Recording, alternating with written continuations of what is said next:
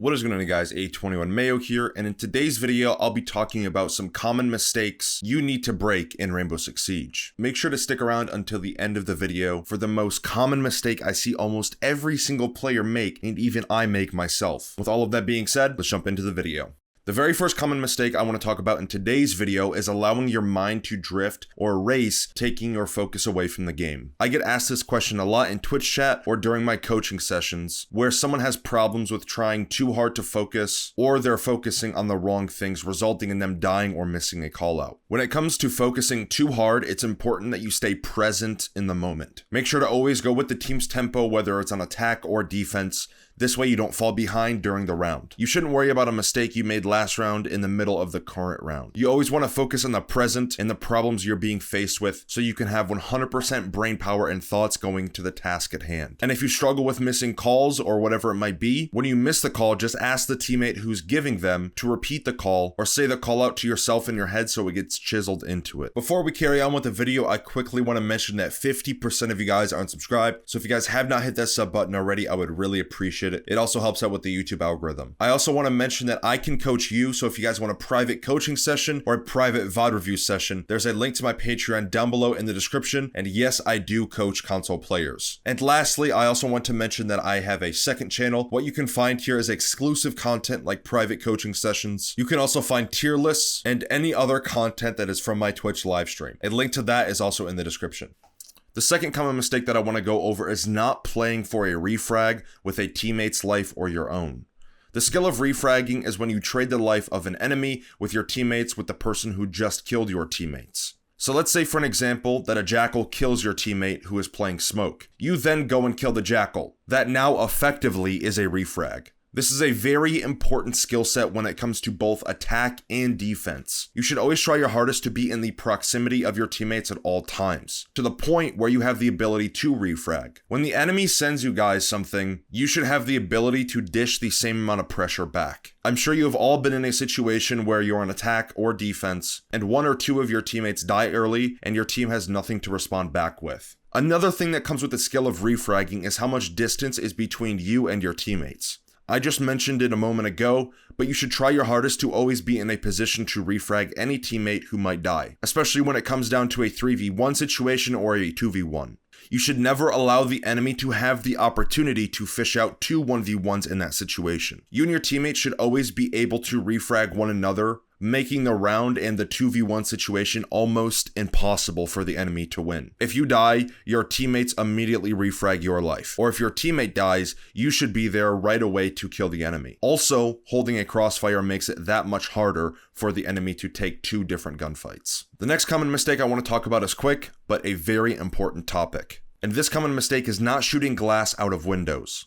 If you guys are unaware, glass and barricades act as a sound barrier. And the more barriers there are, means the less sound is going to propagate through a window. So as a defender, it's very important that you shoot the glass out of windows so an attacker doesn't have the chance to rappel onto a window without you hearing them. Since we're on the topic of windows and rappelling, let's talk about a common mistake some of you might be making while attacking. This common mistake is rappelling directly above or below a window you're playing on. So let's look at border sandwich window for an example. It's a very common place for attackers to go to since it's such a strong position and angle to hold. You may find out from time to time that the defenders will try everything and anything in their power to jump out on you, to kill you since you're playing such a power position. Well, if and when the defenders do this, it's important to keep in mind how much stronger the positioning can be if you make your positions unpredictable. So one thing that I see happen a lot in VOD reviews or coaching sessions is that players will throw a drone and get on it while they're directly above or below a window, resulting in it being much easier for a defender to predict their positioning, making them a free target. When and if you ever do this, try to always rappel upside down above a window, especially if you know someone might jump out of the window you're playing. Not only that, but also try to be off to the side or somewhere near the window. But also, when the defenders jump out, they will be limited in how far they can look up,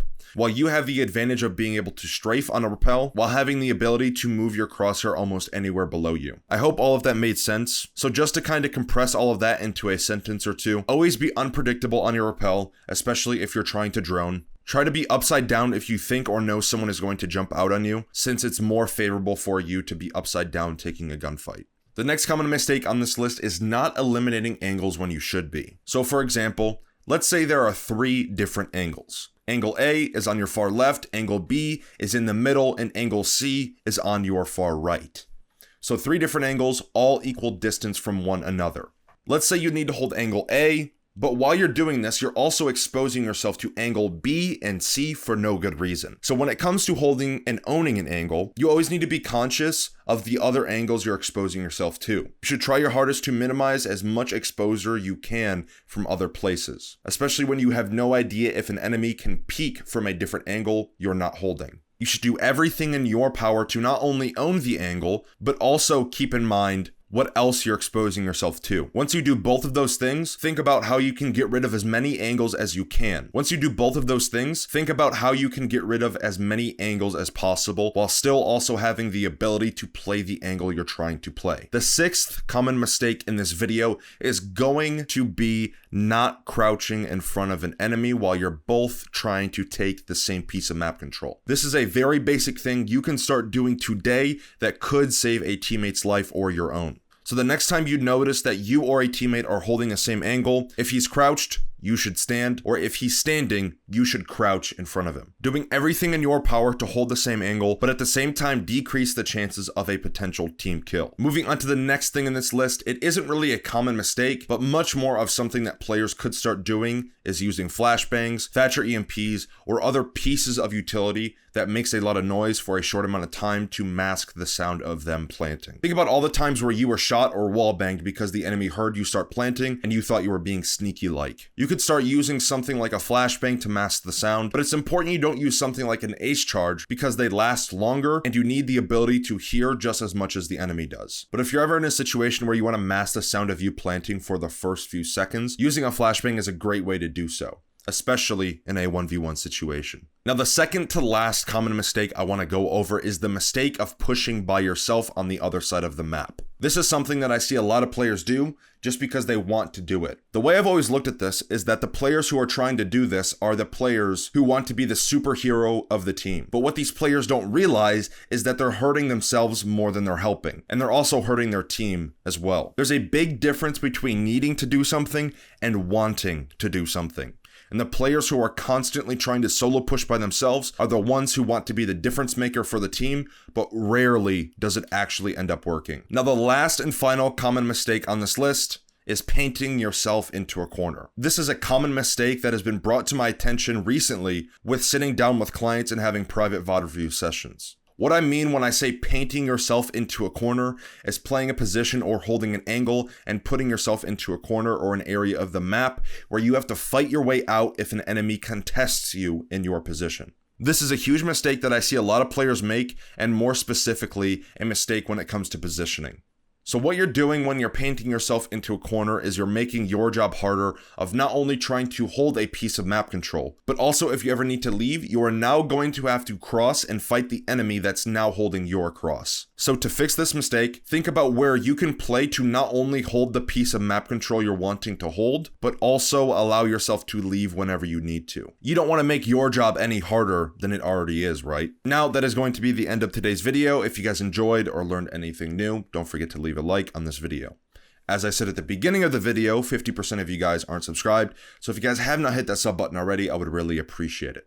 I also want to mention that I'm doing coaching, so if you guys are interested in a one-on-one session with me, whether it's a VOD review or a coaching session, there's a link to my Patreon down below in the description, and yes, I do coach console players.